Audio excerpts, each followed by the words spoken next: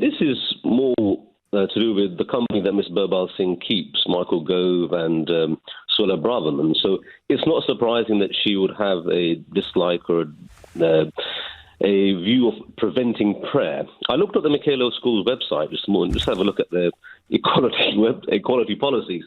To quote, to promote cultural understanding and awareness of different religious faiths between different ethnic groups within our school community. Now, hypocrisy comes out of this because if parents had said, you must give us a dedicated time and a classroom during the day, during school teaching hours, I could understand that. That's not an unreasonable criticism. But these are pupils praying outside of teaching time. So they're not allowed to gather in groups of 30. It's against the rules. Okay, Nick. Well, look, I'll tell you this. This has got Trojan hoax written all over it because Gove's snout is all in the water here. But if she could say, okay, you can pray individually, because look, it's not. When you sign up, and my understanding is that half of the pupils are Muslims, so there's obviously a demand for Muslims in the area to get into the school. That is what you sign up to, Ali. So it's all very well for you, and I respect your view, and other commentators say, oh, well, no, it should be this, it should... No, because you've signed up, and that's it. You can't do it. It's like saying, I want to have a barbecue on the golf course because I joined the golf club on the 18th hole. You can't because the rules don't allow it, and that's it. No, I mean, that's a bizarre... well, no, the rules, you sign up, those are the rules. Those are the rules. And hold on. And if you don't like it, go to the school across the road. Well, no, this is the conceptual point is more important than... Clearly, look, I wouldn't send my children to a school which despised faith. Look at this country. It's gone to the dogs because people don't respect their faith and faith of others. You tell me, you're a lot older than... Well, not a lot older, you're a few years older than I am. Not older than everybody. Go on. Well, no, you're not that old either, but the point is that if you... And you know this, whether you admit it or not on air or not, the country's gone to the dogs because... No, I don't agree, sir. I don't agree. It doesn't... You and I, we don't have the right to tell a head teacher how to run her or his school. We don't. Well, no, you were joking. Listen, hold on. You were criticising the amount of legal aid that was spent on this. If half of the pupils that go to this school are Muslim and their parents pay taxes just like everybody else, if Miss Birbalsingh wants to pay out of her own pocket, I wouldn't argue with her. Right, but why?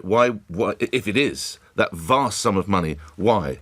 Why to check? It's a tax. Hold on. It's a taxpayer-funded school. 50% of the pupils in that school are Muslim. So are their taxes less value than your taxes, are they? No, not at all. You can't have it both ways, fella. You can't have it both ways. No, hang on. Legal aid is there for people who couldn't otherwise get representation, right? Well, clearly... Why is it here, then? Well, Precisely. Ali, I have to move on for time reasons. It reflects my mood.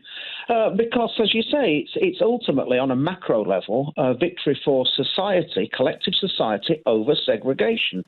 But, of course, we had the all-too-predictable negative reaction from the all-too-predictable sources.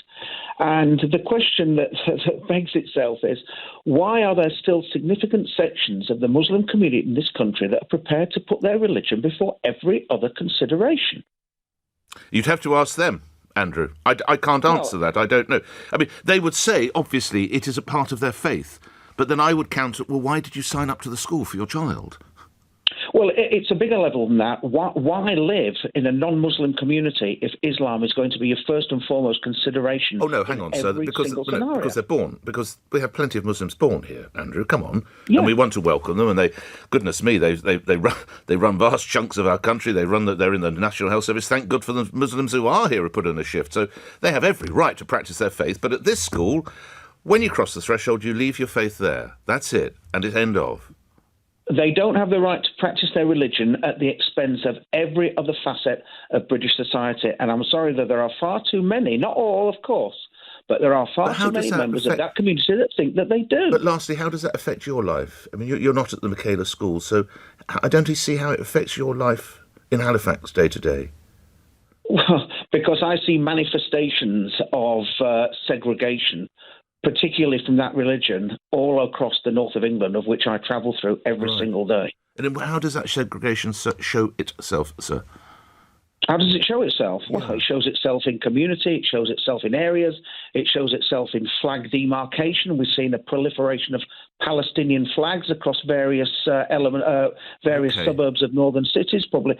I mean, this is all the demarcation of territory. This is saying that this is our patch, and basically, if you're not part of that community, you are essentially not welcome here. It's been going on in places like Bradford for decades.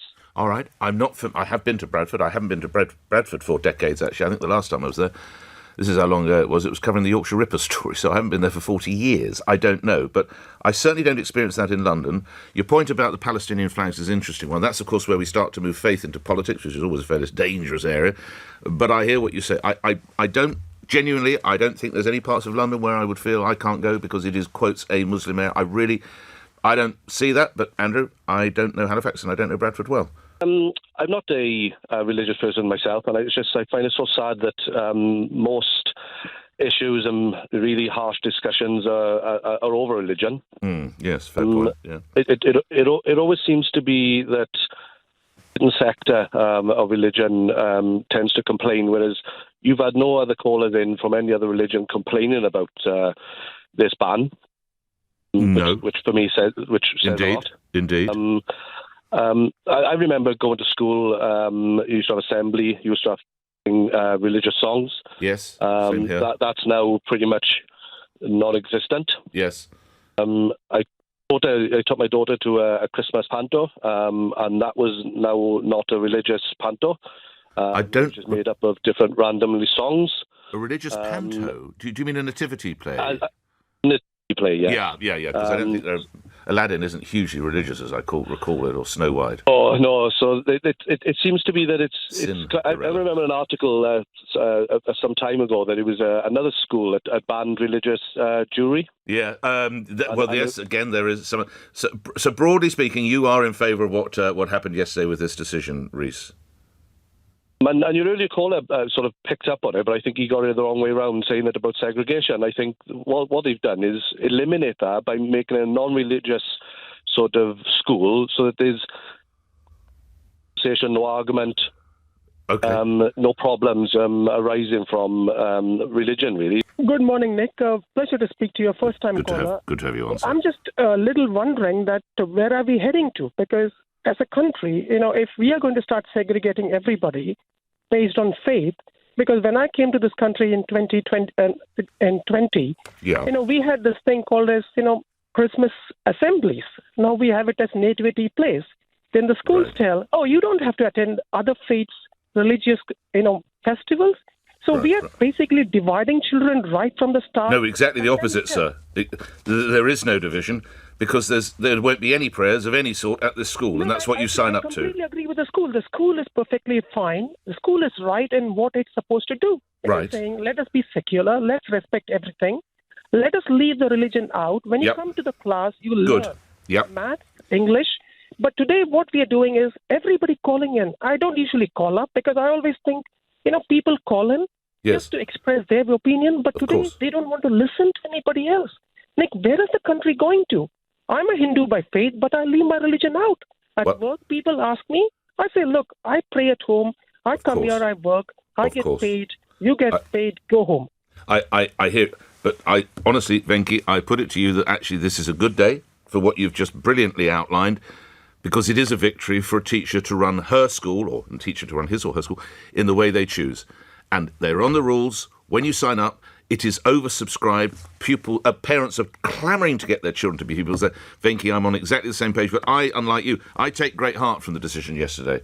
I genuinely, when I signed off yesterday, a minute before 10 o'clock, I genuinely didn't know which way it was going to go. In fact, as you'll hear later, I hung around the studios because I had the opportunity and privilege of speaking with a senior member of the Ukrainian government, which I had to do during the day yesterday, and I was talking to my colleagues, and the main course of conversation you can ask them was, has that judgment come in? Because I just didn't know which way it would go. Venki, I take heart from it. Thank you. Ahmed in Streatham, you have family that go to this school. Is that right? Good morning. Hi, morning, Nick. Yeah, first-time caller. Yes, good to have you on. So what is it, your nephews? Is that right? Yeah, two of my nephews go to that school. It's an excellent school, and the bigger one is actually achieving very well, and he's at the moment doing his A-level, but he had a summer sort of training or school where he attended Oxford University. It's got different offers from, massive university, the like of Cambridge and Imperial University. Okay. He's a mathematician. Yes. And he's really good. He's really good. What is it he likes about the school? Why do you think it is, when you talk with your nephews, why do you think the school is so oversubscribed? It's purely come down to the discipline and, being really strict in, certain, part of your, how you behave, how you And how much is the fact that they can't pray at school, how much is that an issue to your nephews, if any? It's not really a big issue. Honestly, I don't get to ask them if they pray at school or not, or if they, they practice their religion. Fair enough. They are, practice Muslims. They fast. They do their prayer. But I don't get to ask or force them to do whatever they feel like doing. And if they're not supposed to pray at school, then they don't pray at school. But the point I'm trying to make is, even though that was a good initiative from the school, I think they should have come up with a compromise. They should have basically let or maybe create an environment where kids can express their religion. And I don't have any issue with anyone, for that matter, to express their religion, whether you are... But lastly, the school is secular. That's the view of the head teacher. That's how she wants it to be. End of, is what she would say, Ahmed. A sentence in response. Well, that's absolutely fine. But what is the next step? Is any school or any head teacher will come and say, right, we'll have to change the rules now. Well, then, of course, that means that when you put your child in, there would be a new cohort, and that cohort would be allowed to pray and the others wouldn't. And I don't know how healthy that would be.